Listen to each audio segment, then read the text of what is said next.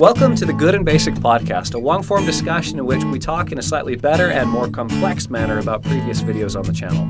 With me in the booth is Joseph F. Remember the F? And also we have Joseph B, so JB and JF if you watch the YouTube comments. Let's get a couple of announcements out of the way real fast and then we'll start the podcast. The first and most important one is that we have finally transferred the podcast to an audio-only format. So those of you who have been watching this or listening to this with your phone in your pocket tethered to your Wi-Fi connection in the building, if you check out the video description, you'll see other places where we have the podcast hosted in an audio-only format where you can subscribe and listen to it without either A, being tethered to the Wi-Fi, or B, eating up your data like somebody after a 7-year famine. So yes, so that'll be nice. You'll be able to hear that. I feel like that's kind of a monumental transition for the podcast. It's now like an official podcast, not just a new flavor of YouTube video. Yeah, for sure. Other big announcement is that next week we are flying to Europe. Woo! So what we're doing there is a giant project and collab tour through the Netherlands and the UK, which should be just wildly awesome. We're going to be visiting a number of open-air history parks in the Netherlands. We're also going to be visiting a couple of interesting workshops. We'll be doing a class with Will Lord, who is like the leading expert on Stone Age technology. It's going to be amazing. And then we've got a few other collabs lined up. Basically, the only thing we won't be doing is catching our breath the entire time that we're over there. Yeah, or sleeping. We're going to be packing the 5-hour energies and seeing how it goes. So, anyway, so we'll also be recording the podcast a little bit more frequently. We think we're going to be recording conversations that we have in the cars we're driving around. So you can look forward to that if you enjoy the podcast format. Yeah. And of course, we'll have scads of videos after this. Oh, scads yes. of awesome projects. So this should be really great. Well, on to today's topic. So today we are talking about something that has been a subject of discussion on and off for the last 13 years, I think we decided. For both of us. Yeah. Yeah, it's been percolating for a long time. You could say a long-awaited podcast. A long-awaited podcast. This is the topic of education. What education system is best? How best to approach your own education, regardless of what system you end up doing it through. To begin that, let's summarize the 2 videos that this is going to be referencing, and then we will talk a little bit about our educational histories, and then get into the meat of the discussion. Okay. So first, we did 2 videos, one titled How to Get Bad Grades in Law School, and the other titled How to Get Good Grades in Grad School. Yeah. And they are companion videos to each other. I'll summarize the first one, and then how about you summarize the second? Perfect. 30 seconds, ready, go. 30 seconds, ready, go. I'm in law school. Law school tries to suck your soul in that there is a lot of pressure to be in the top 10. Mm-hmm. And because that is a comparative grade, you have to outcompete the rest of the students, which means studying longer, harder, faster, stronger. And the sacrifice required to do that would mean, for me, probably sacrificing this YouTube channel and sacrificing the quality of time and the amount of time I'm able to spend with my family. I have made a conscious decision to not expend full effort to try to get top grades. And I've decided consciously to kind of go to the middle or latter end of the pack so that I can reinvest that time in other things. In other words, I'm being conscious about the values that I am pursuing through my legal education. I'm interested in it in more objective than relative terms. Okay, ready for my 30 seconds? Let's go for it. Okay, so my video, I just finished grad school. I just finished a master's program, and I ran into a similar problem, and I think you run into this problem in all education, really, which is even when you get good grades, the system can still kind of suck your soul. And part of the reason is because education should provide more autonomy for you, right? But it's hard for something to provide autonomy to you. That's a little contradictory. And so in some sense, you have to grow out of your education. It's very possible to get good grades in a bad way. And so my video was about, well, how can you get good grades in a way that's really where you don't cheat and where you don't sell your soul either. Where you're able to commit yourself to your program and at the same time make sure that it is your goals and not necessarily some other set of pressures that you're yielding to. That's one way of thinking about it for sure. Okay. So our videos were about in some sense the summary lesson was pretty similar, right? Make a conscious decision about your education. Let's talk for a second about sort of this whole 12-year arc, right? Yes. Maybe even a little longer, right? begin at the beginning. Do you want to go first? Yeah, so Okay. 12, 13 years ago, we actually went to the same high school. That is where we met, which was an incredibly fortuitous thing, which has led to this YouTube channel and the podcast, and I'm very grateful for that. And the high school that we met in was kind of unique. It was a charter school, and it was the first year that charter school was open, which means chaos reigned. Not bad chaos. Yeah. I mean that in the most positive way possible. Yeah. For the first thing, at the high school, all the students were new. Mm-hmm. And so there were no established cliques. Mm-hmm. There couldn't be. I mean, there was no one there to have a clique with. Mm-hmm. And so everybody's kind of making new friends. There's lots of incentive for that. And also the hierarchy within the high school was not firmly established, and which means it's kind of a clean slate. Everything is forming for the first time, which means it can be formed in the way that you want it to form. You could make a very friendly culture, you could make a very educationally interested culture, or you could make kind of, a skater bum sort of culture which isn't at all interested in going to class. Another thing was... This is the positive face of chaos, right? Positive face of chaos. The potential to remake things. Yeah, and to remake them better. Yeah. Yeah. Lots of freedom. Freedom is good chaos. For those who don't know what a charter school is, it's a school that receives public school funding. It receives funding from the public education system, but it generally has quite a bit more freedom in how it applies things, how it runs its educational program. Often they'll be focused on a particular subject area. There's some that focus on the arts. There's some that focus on the humanities. There's some that focus on tech and science. Ours had a liberal arts and leadership focus is the way I would describe it. Yes. So the way you described this earlier, which is I think a great way of describing it, is that charter schools are sort of guinea pigs or laboratory rats where you can test out new ways of doing education, and then hopefully the public school system can learn from it. Right. The public school helps, the state funds it and then watches what works and what doesn't, and is then able to hopefully extract those principles and apply them more generally. So that's roughly the idea of a charter school. So basically we were guinea pigs for 4 years. Yes. Yeah. And yeah. Guinea pigs can end up... Wow, in when one you of two say ways. it like that, right? The one thing a guinea pig could end up with is deformities or death, but the other thing it could end up with is superpowers, and I like to think it's more toward the latter. In our case, yeah. Yeah. So do I. Before we talk about that high school and kind of carve out or describe this 12-year arc, do you want to say a little bit about your educational history before our high school? So before I went to this high school, I spent 10 years homeschooled. My mom was amazing in that she dedicated her time and her talents to raising me and giving me really a world-class education at home. And I'm amazingly grateful for that. The impetus for that was that I went to public school kindergarten, and my teacher was convinced that I was slow and needed to be put in special education. And so my mom opted to teach me at home, and that got me up to speed in such a way that I was able to do just fine when I got to high school and then graduate early and go to college by the time I was 16. So, yeah, that was kind of my educational background. I've thus had experience with the public school system, with homeschool, with a charter school, which is kind of modified public school, and then with a 2-year associate's college, college, associate's degree college. Okay. My educational background before that was roughly similar. I homeschooled 1 year, but I spent all of elementary school in public school, and then part of middle school in a couple different charter schools. So there we are in just like a multitude of different educational systems. Boom, we get dropped into this high school. Let's kind of try to give a little bit more of a flavor of this high school too, to kind of see where all these ideas are coming from. So liberal arts and leadership focus, Yes. that ends up meaning, and it's also the first year of the school, so everyone's figuring out what they're doing, and there's a ton of enthusiasm, and also not a whole lot of order because everyone's figuring out what's going on. One of the things that was lots also of discussions, lots of reading, writing, and a lot of discussion more than anything. Yeah. Lots and lots of discussion, and on multiple levels. Like in an individual classroom, we would be having discussions as a major part of the way the class functioned. But in addition to that, all of the teachers who were there, we didn't call them teachers, we called them mentors. They were all there because they really kind of believed in the school and were excited about the opportunity to make education anew. Mm-hmm. And they're different people. They're not all going to have the same idea. And so there's kind of multiple layers of discussion happening at the same time.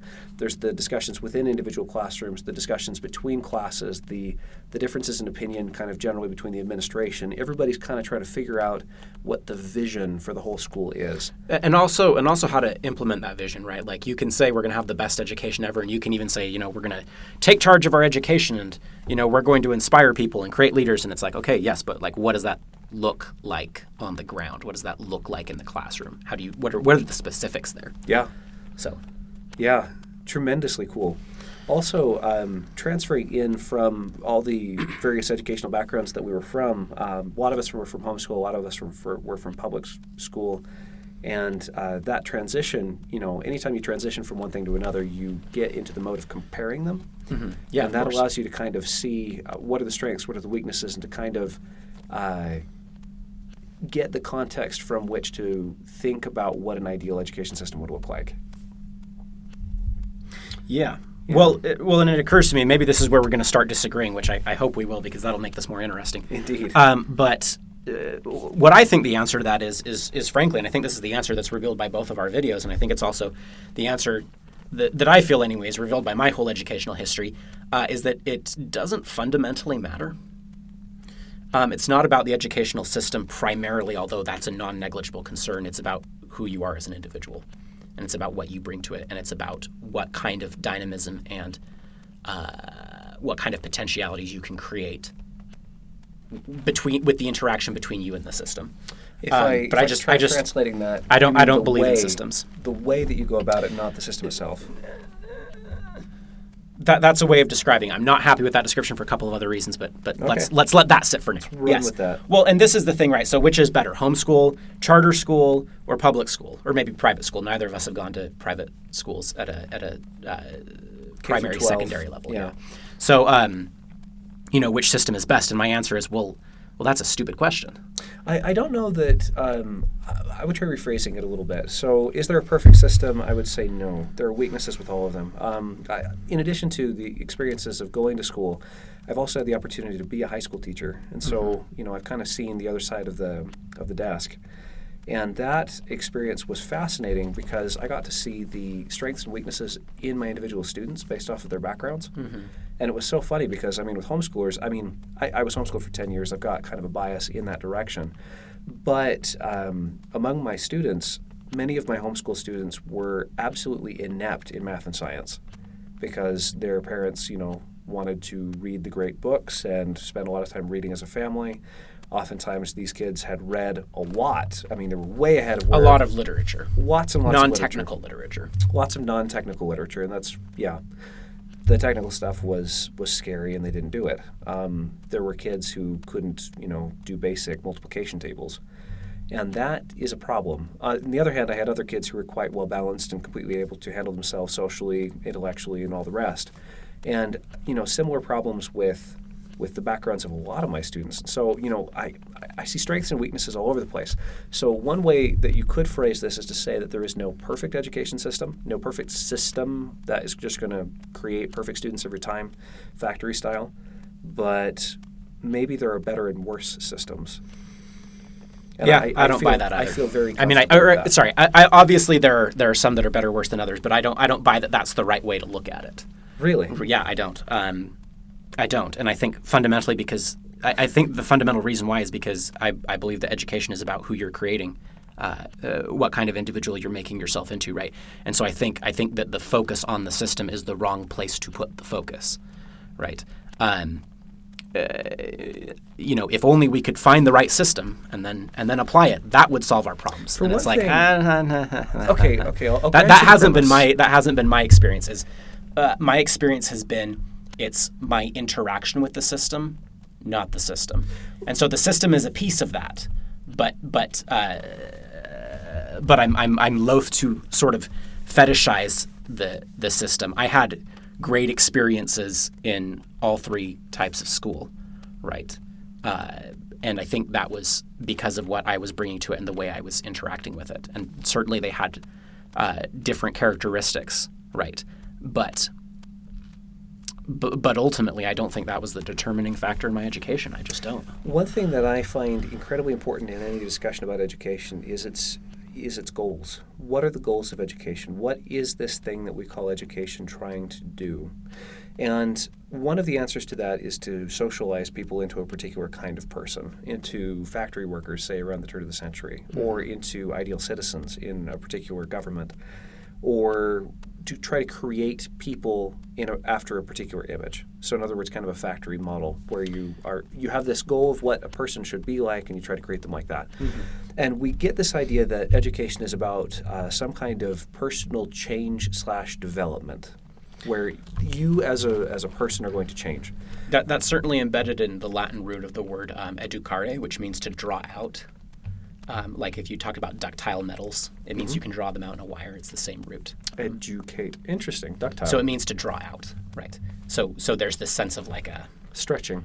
Well, also, in I think that's what you think of when you think of wires, but also draw forth. Draw forth. I think would also be a really good translation of that. Interesting. So you're going to change as a result of education, yeah. And there is. There are multiple levels of change. I mean, on the one hand, you can train kind of skills, just something that you are now capable of doing that you weren't able to do before. But there is kind of this deeper sense of education which kind of relates to this old Greek word of arete, like general virtue. Generalized excellence. Generalized excellence in being. Yeah. And I think that's when especially when we talk about liberal arts education, which isn't, laser focused at a particular set of skills or a particular type of career. It's more about the general person who is capable of, in a general way, thinking well, writing well, able to express well, and able to decide well, hopefully. Which is the model of education from the Renaissance backward all the way to ancient Greece, is basically how can we create good citizens? In other words, you want to not attach too much, let's say, political significance to that word citizens in this case. Instead, it's more like how can we create people who can live and function in society? How can we create capable individuals who together can make something greater than the individual parts? Especially in a democratic society where every person is a ruler, in a sense. You want people who are able to decide well.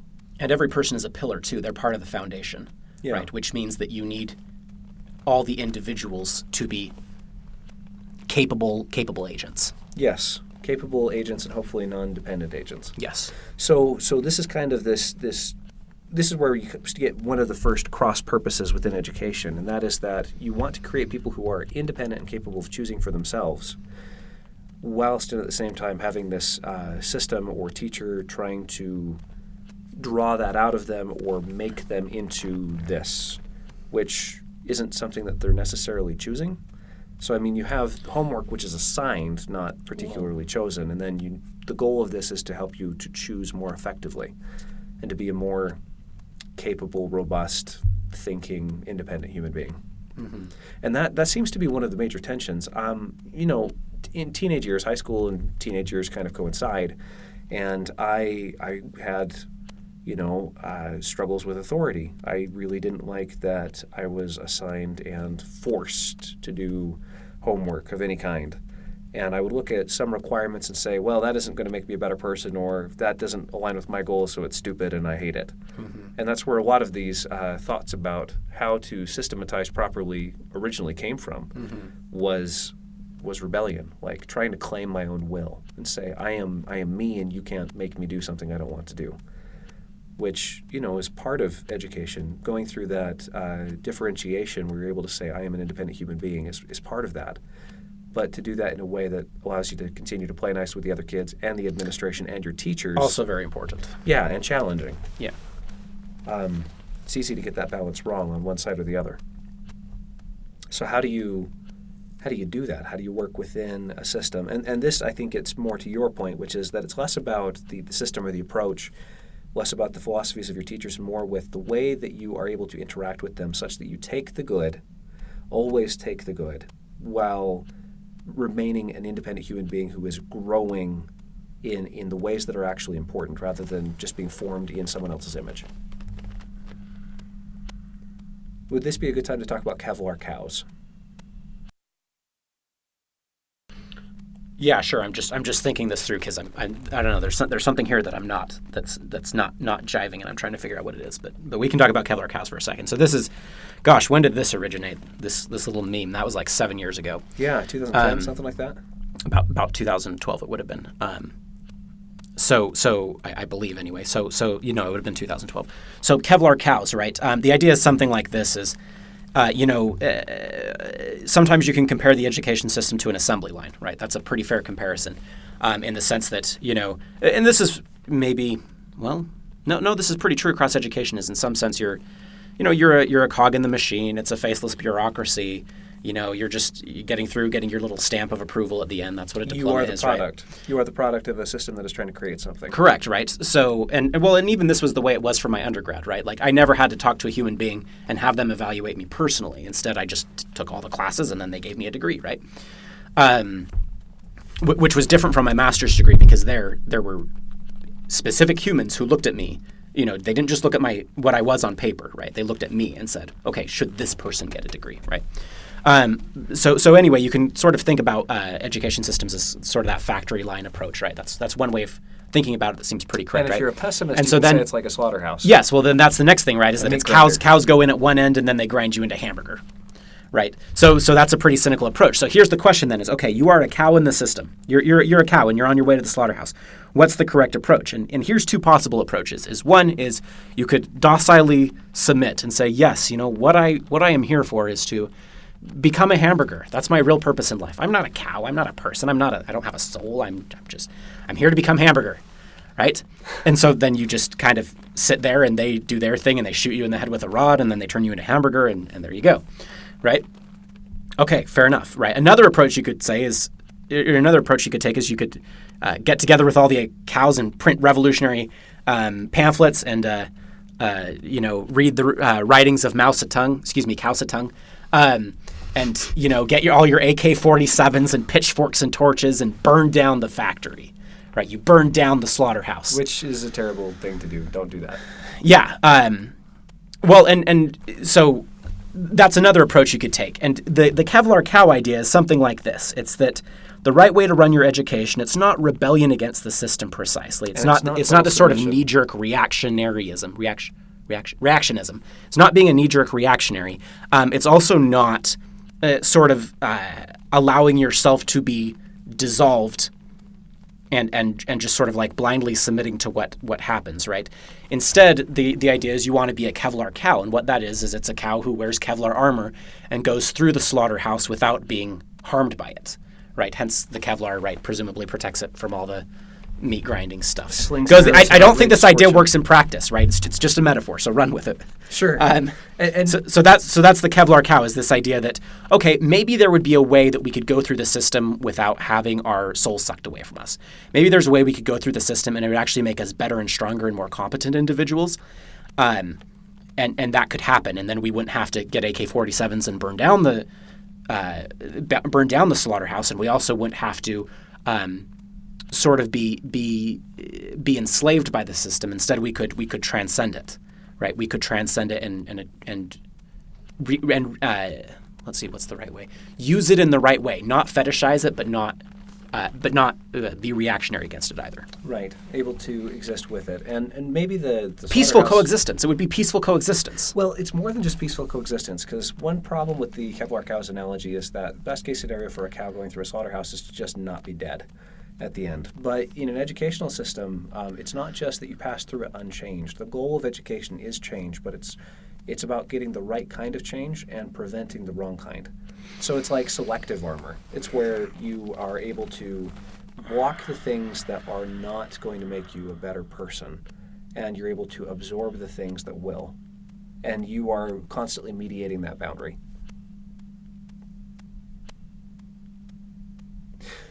Anyway, Kevlar cows. Sorry, I'm just being so silent because actually I thought I knew what I thought when I walked into this booth to record the podcast, and now I'm thinking through some other possibilities. So, well, that's good. Yeah, there we go. Because something in what you're saying doesn't jive, but let's leave it be for now, and I'll see if I can tease it out. It doesn't have entirely the flavor of what's right. What's it interesting to me is that education itself seems to be about change. about change. And one of the problems with change, particularly change that involves your ability to see, because one of the things that you gain through education is the ability to see the world differently. And not just to see it differently. It's not a lateral shift to the side. It's actually to see it better, more clearly. It's qualitative. It's like it's not just like seeing more of the same. Instead, it's like seeing in. It's like it'd be if you could see in the infrared spectrum, right? Like it opens up a whole new dimension of vision. Things that you could not see before. Yes. Even if you tried hard. Yes. So the analogy I like here is Mr. Miyagi from The Karate Kid. He is able to see what Danny is really doing. Daniel-san is painting the fence or waxing the car or sanding, and to his mind, it's stupid, rote slave labor. He doesn't see any value in it. Mm-hmm. His ability to say whether or not this is a thing worth doing is close to zero. However, fortunately, he has a master who has his best interests at heart, a teacher who honestly is able to see the Daniel-san that could be, the one that is actually capable of doing this. He's able to see the value of the exercise. And at the end of it, if Daniel-san has sufficient faith in his teacher, he's able to, he knows karate suddenly out of waxing all those cars. Alternatively, maybe your teacher isn't quite as capable as they think they are, and maybe they see things in you that are not real. I don't know if you've ever had the experience of being evaluated in a manner that just did not make sense, in a way that was like, you have no idea who I am as a person. But I have. I mean, I've had a number of instructors try to describe what I was like, and I said, I don't think you're seeing anything real there. But the ability to distinguish between those two... And you should tell them about your kindergarten experience. Oh, yeah. Well, I mean, that's one example. I know it's a long time ago, but... Yeah, it's reflective. In kindergarten, I was slow. I mean, I took my time. So we would be doing little worksheets with, recognizing numbers and reading short little sentences and doing tiny little addition problems, doing sums. And I would frequently not be done when it was time to leave for recess. And so the other kids would get to go to recess and I'd have to sit in the classroom. And that was kind of miserable. And I was just slow. And my teacher was convinced that was because I was mentally deficient.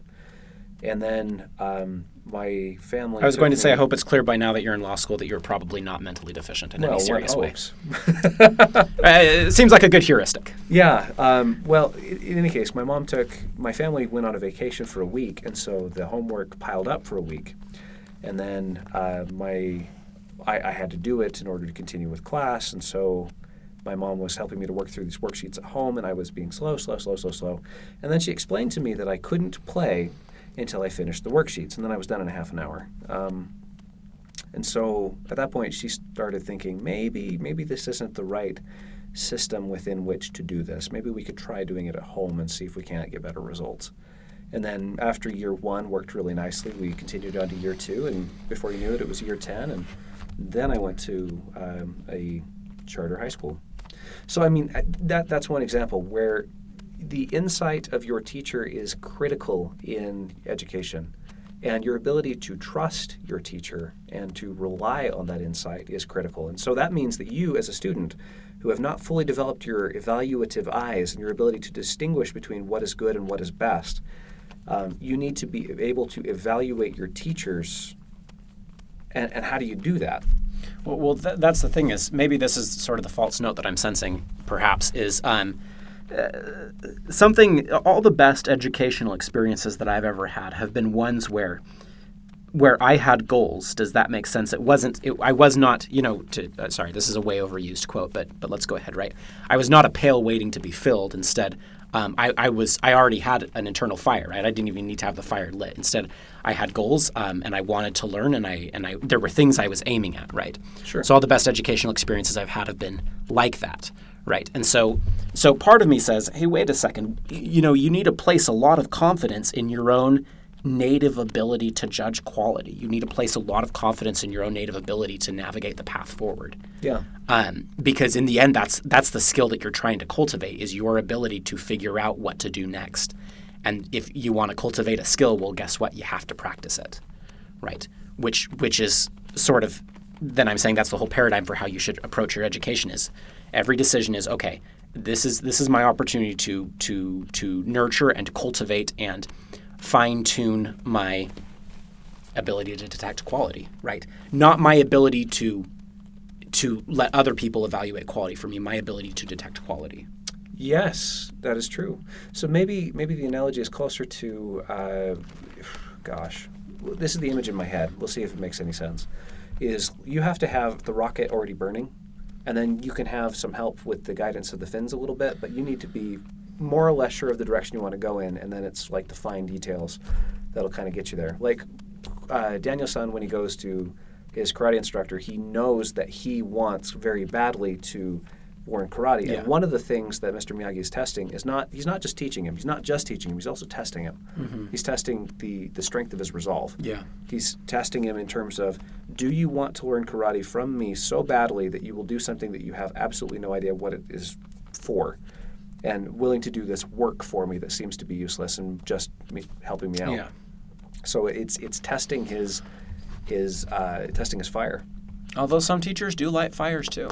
You know, like you meet teachers and they help you light fires for sure. They help you I light have a fire note inside you. about that. I taught junior high and high school, and the difference between teaching junior high and high school is amazingly different.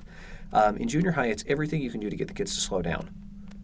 They are chaos, bouncing off the wall all the time, talking, trying to get any semblance of focus or direction out of that classroom is a challenge.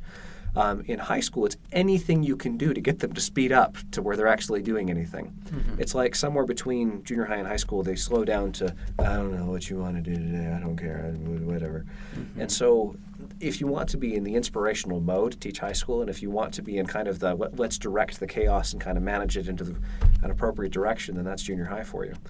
But of the two, I honestly prefer teaching high school. I like being in the place of trying to bring out a little bit of inspiration. That's the spot that I enjoyed more. It was more fulfilling.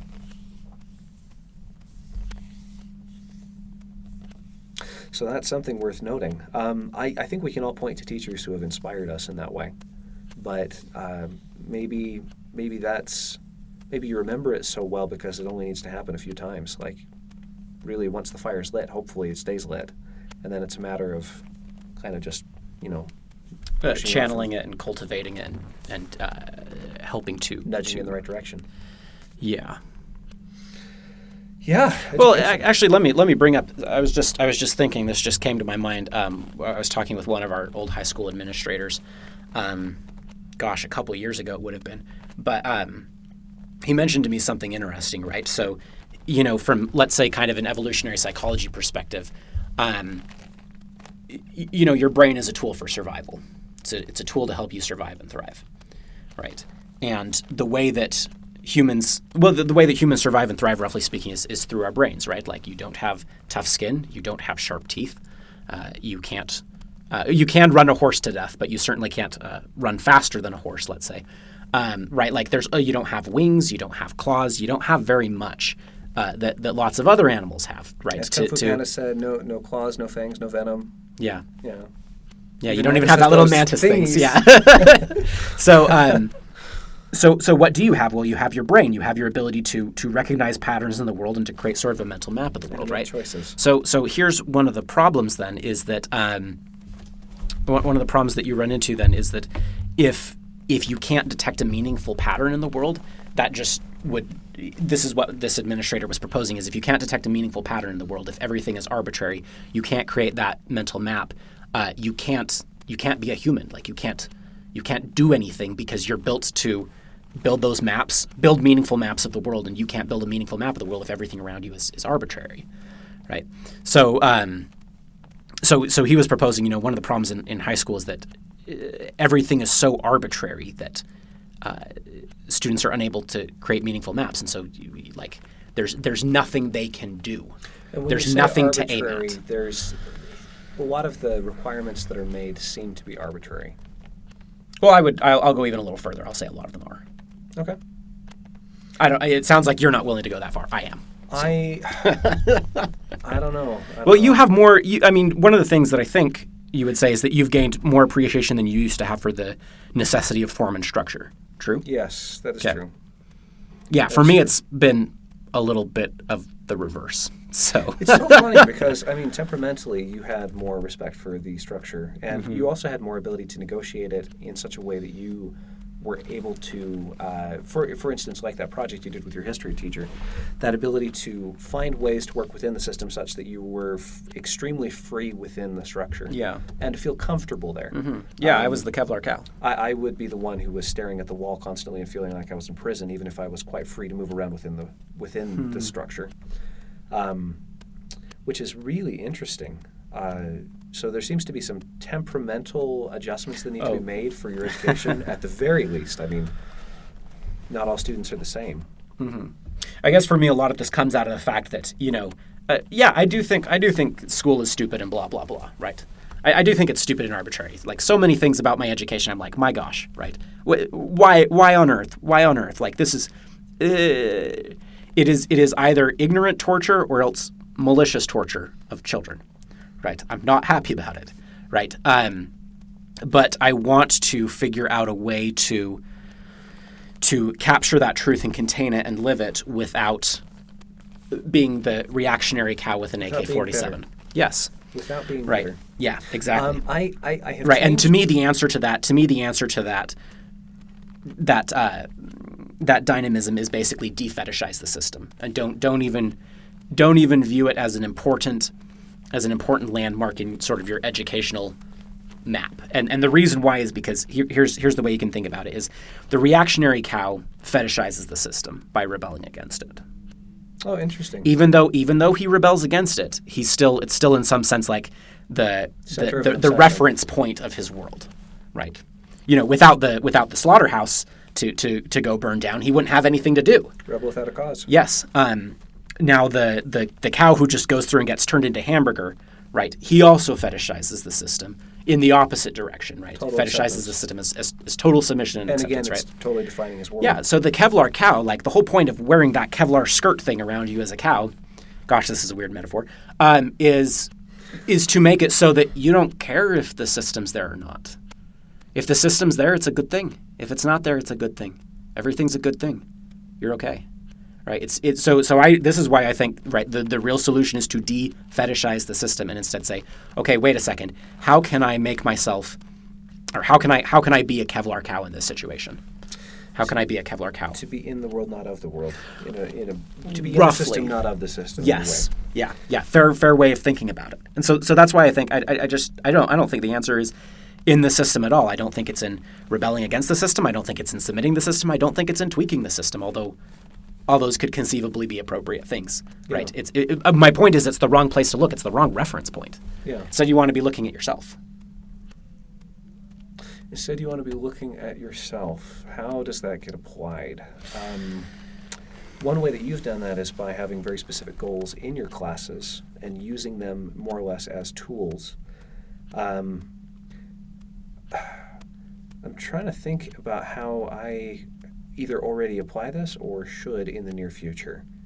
And one thing that I've been trying to do is, that's interesting. That's an interesting way I've been doing it. Oh, okay. Conversations outside of class. So in law school, you do a lot of reading, and the reading is covering really interesting stuff. I mean, it's case law. There's lots of stuff to discuss there. The format of the classroom discussion is Socratic, so it ends up being mostly lecture peppered with questions, kind of taking on individual students and asking them to explain the case material. But where I found a lot of the value in my classes has actually been in discussions with fellow students outside of the classes. And funny enough, the design of the BYU Law School is explicitly designed around that. They did a refurbishing of the building just a couple of years ago and created lots of commons areas where there are a lot of really good places to sit and chat. And that was done very explicitly by the administration in order to cultivate this sort of extra outside of the classroom discussion. And I found that has been tremendously valuable. I mean, seeing it in a more complete way where the classes are part of the context in which I live and go about my business. But they're not everything, and there are opportunities, say, in the cracks in between this appointment and that appointment. Yeah. So sort of, if I'm not misrepresenting your view, it's okay. So your classes are not as helpful as you might want them to be for this They're development good, of ideas. but they're not for the development of particularly ideas. for discussion. There's just not a lot of room for that. There's more of it in some classes than others, as always. But if you really want that, you kind of have to look for it outside. And one thing I've done is so rather than just sort of saying, oh, okay, well, my professors must know best. Discussion must not be a good thing. Right. Yeah. That's one option you could take. Or another option you could take is, I hate my law classes. They're so bad. Discussion. Yeah, Sure. exactly. And instead, the right answer seems to be something much more like, okay, well, the classes, they have their use. And it's also good to have some discussion. Right? And so there's a piece of you that exists that isn't underneath the umbrella of the class, let's say. Yeah. You're more than just a student in the classroom. Also, all hail the Kevlar cow. All hail the Kevlar cow. There is a...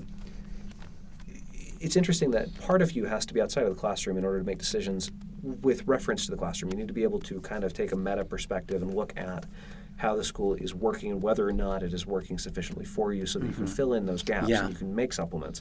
But you need to have enough of yourself in it that you're able to derive value from it, because otherwise you're just wasting years of your life. Yeah. And well, if you go to class and you're not getting anything out of the class, guess what? The problem might be you, not the class. Yeah, it's almost certainly you, not the class. I've had professors I've been able to get along well with. I've had professors I've not been able to get along well with, and in both of those cases, the common factor was me. That's been something to correct and kind of repent of. Develop a little bit of humility so that I'm able to take the good even when it's not complete good. Yeah, well, here's an interesting thing that I'm thinking about. So my thesis was on Trump and trolling, and that's a previous podcast episode if you want to go check it out. It was quite the exciting project. And it was a really, let's say, it's a juicy thesis project in the area of rhetoric. Sure. There's a lot of people who, everyone in the rhetoric community is figuring out, okay, what is going on here with Trump's election and his rhetoric, right? And there hasn't been all that much writing on it because all the rhetorical scholars are still figuring out what they think about it, right? So it's a really contemporary topic, really juicy, really interesting. It was a great thing to write my thesis on, right? And I'm hoping to turn it into a publishable article, fingers crossed, right? Most of my interests with the rhetoric program actually have to do with what's called the classical rhetorical curriculum, which is the education system that existed from the Renaissance backward into ancient Greece. So classical Greece, the Roman era, and then kind of the medieval period, and then the Renaissance, right? And I'm actually Funny enough, on a think tank that's writing a book for high school teachers about that. So this hopefully is the that will education go well system too. that produced both Shakespeare and Cicero. Yeah, and it's a pretty consistent and harmonious educational philosophy, right? So, gosh, maybe that's the thing we should be talking about today. But that's the topic for another podcast, I guess. Absolutely. But what's so interesting to me about that is that my thesis was not, let's say, my main area of interest with rhetoric. It was a really good, juicy project, right? And I feel really good about it, right? But my main areas with rhetorical interest, the ones that I'm kind of doing in my free time now that I'm done with the program, are in a different area. I don't think that's a bad thing. Yeah, that's what I'm saying. I'm using the system for what it's good for, and then not using it for what it's not good for. One thing I regret, so I did my undergraduate degree in English, and that was good and useful, and I am often shocked at how useful it was, particularly when I come to something where writing is an advantage. Mm-hmm. Funny enough, I actually wrote a letter in such a way that I was able to get my house when I was in the market for one. So, it's come in handy in all kinds of unusual and unexpected ways. It's useful in this podcast, for instance. But I wish that I had done something in the hard sciences, something in engineering or such, because those are things that I am interested in. But to do, say, the calculus and all the, the harder drills, the things that require more drill and kill in order to learn, like the, math in particular. I haven't taken a math class since 2010. I kind of wish I'd done that instead, because it is far enough away from my natural inclination that a system reinforcing it would have been helpful for me. It'd be kind of nice to have professors who are kind of on your back a little bit. Yeah, rather than having something which, I don't, if it's something that you would learn entirely on your own, there is no need for you to be in the system at all. Yeah. And so you want something that pushes you a little bit in a way that is not quite comfortable, but is in a direction that you want to go. Mm-hmm. Yeah, absolutely. Well, that's the whole, that's why people have personal trainers and so on and so forth, right? That's why you tell your friend about your goals or your family member about your goals so that they can get on your back about it, right? It's because sometimes it's nice to have an external an external to have push. some push. Yeah. If the wind is always going in one direction, then you're not making a lot of progress. Gosh, I don't even know if that made sense.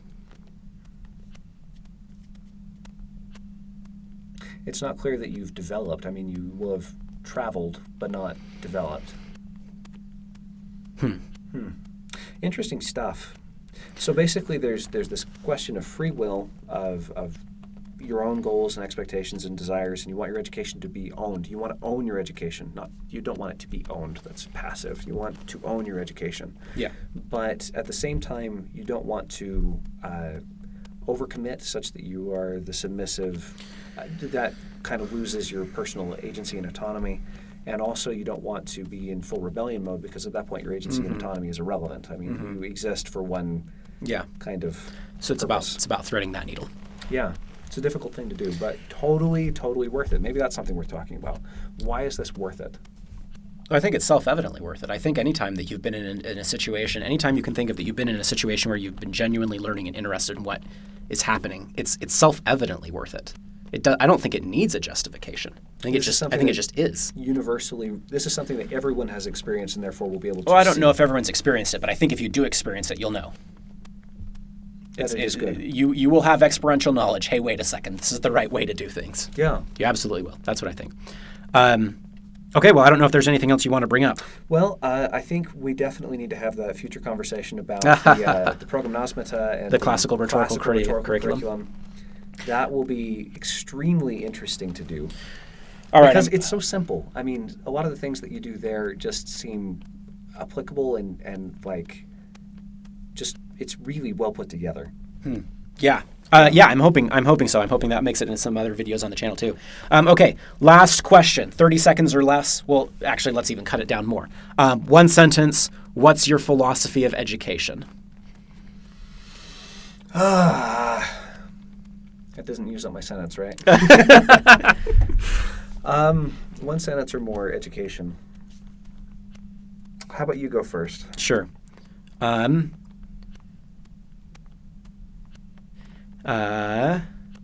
Yes.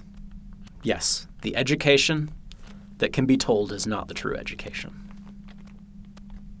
Quoting the Tao Te Ching. Well done. Well done. There we go. That's my one phrase. Yeah, and that is a quote from the Tao Te Ching if you want to check that out. So, first chapter, so you shouldn't have any trouble finding it. Be picky, but not bitter. Okay. Hey, these are good pieces of advice. All right, so we'll go ahead and wrap that up for today. As always, we want to thank you for listening. It's a lot of fun for us. We hope it's a lot of fun for you. Be sure to check out the other videos on our channel, and we'll have more episodes of the podcast up in the near future as we drive all around Europe. So that should be fun. As always, if you enjoyed the podcast, please give us a like and subscribe. Thank you very much.